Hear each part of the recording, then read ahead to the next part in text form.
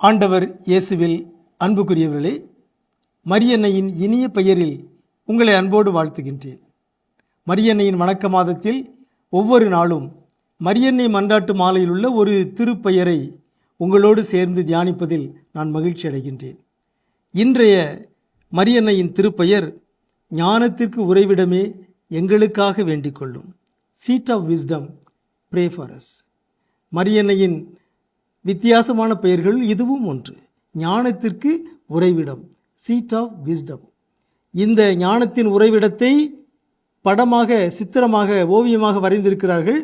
அந்த ஓவியத்திலே அன்னை மரியா ஒரு நாற்காலியிலே அமர்ந்திருக்கிறார்கள். அவர்களுடைய மடியில் குழந்தை இயேசு அமர்ந்திருக்கின்றார். ஆகவே குழந்தை இயேசுடைய சீட், இருப்பிடமாக, உறைவிடமாக அன்னை மரியா இருக்கின்றார். எனவே ஞானத்தின் உறைவிடம் என்று அவர் அழைக்கப்படுகிறார். ஏன் அன்னை மரியா ஞானத்திற்கு உறைவிடம் என்பதற்கு நாம் பல காரணங்களை சொல்லலாம். முதலாக அன்னை மரியா இயேசுவின் தாய். இயேசு யார்? ஞானம் நிறைந்தவர்.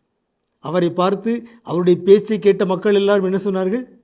இவர் தச்சர் அல்லவா, எங்கிருந்து இவருக்கு இந்த ஞானம் வந்தது என்று அவரது வாயிலிருந்து வந்த அருள்மொழிகளை கேட்டு எல்லோரும் வியந்து அவரை பாராட்டினார்கள் என்று நாம் லூக்கா நற்செய்தி வாசிக்கின்றோம். அவர் வாயிலிருந்து ஞானம் நிறைந்த சொற்கள் வந்தன. அவருடைய வாழ்விலும் பணியிலும் ஞானம் வெளிப்பட்டது. அவர் தூய ஆவியாரால் நிரப்பப்பட்டிருந்தார். எனவே இயேசுவின் தாயான அன்னை மரியாவும் ஞானத்திற்கு உறைவிடமாக, ஞானத்தை தன்னுள்ளே தாங்கியவராக இருக்கின்றார். ஞானத்தை அவர் கருவாக தாங்கியவர் அல்லவா, அவருடைய உடலில் தானே இவர் உருவானார்.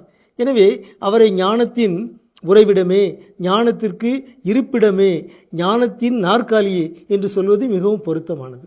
இரண்டாவதாக, ஞானத்தின் ஊற்று யார்? தூய ஆவியார் அல்லவா. தூய ஆவியார் தான் ஞானம் என்னும் கொடையை நமக்கு தருபவர். அவரே ஞானத்தின் ஊற்று. அன்னை மரியா யார்? தூய ஆவியாரின் நேசம் அல்லவா.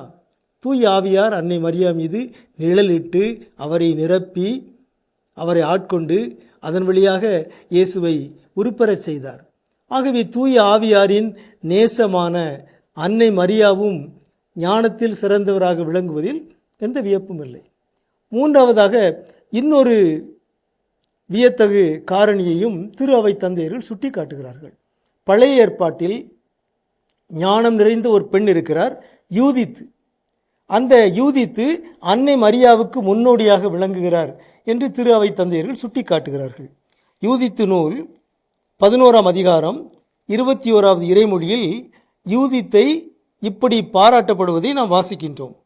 உலகின் ஒரு முனை முதல் மறுமுனை வரை உன்னை போல அழகும் ஞானம் நிறைந்த பேச்சும் கொண்ட ஒரு பெண் இல்லவே இல்லை என்றார்.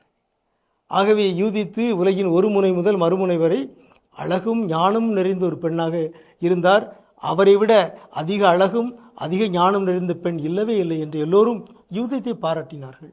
ஆகவே திரு அவை தந்தையர்கள் இந்த யூதித்து பழைய ஏற்பாட்டில் அன்னை மரியாவுக்கு முன்னோடியாக, முன் அடையாளமாக விளங்குகின்றார்.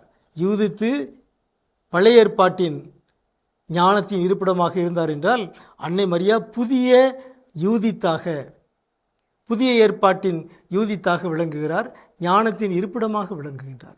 ஆகவே அந்த ஞானத்தை நாம் அவரிடமிருந்து பெற்றுக்கொள்ள வேண்டும். ஞானத்தை அவரிடமிருந்து நாம் கற்றுக்கொள்ள வேண்டும். படிக்கிற பிள்ளைகள், பள்ளிக்கூடத்திற்கு செல்கிற பிள்ளைகள் அன்னை மரியாவை நோக்கி மன்றாட வேண்டும். எங்களுக்கு ஞானத்தை கற்றுத்தாரும், எங்களுக்கு ஞானத்தை பெற்றுத்தாரும் என்று மன்றாடும் பொழுது அன்னை மரியா தூய ஆவியாரிடமிருந்தும் அவர் திருமகன் இயேசுவிடமிருந்தும் ஞானத்தை நமக்கு பெற்று தருவார். எனவே ஞானத்திற்கு இருப்பிடமே எங்களுக்காக வேண்டிக் கொள்ளும் என்று ஒவ்வொரு முறையும் நாம் மன்றாடும் பொழுது அந்த ஞானத்தை அன்னையிடமிருந்து பெற்றுக்கொள்வோமாக. உங்களுக்கு அமைதி உரித்தாகுக.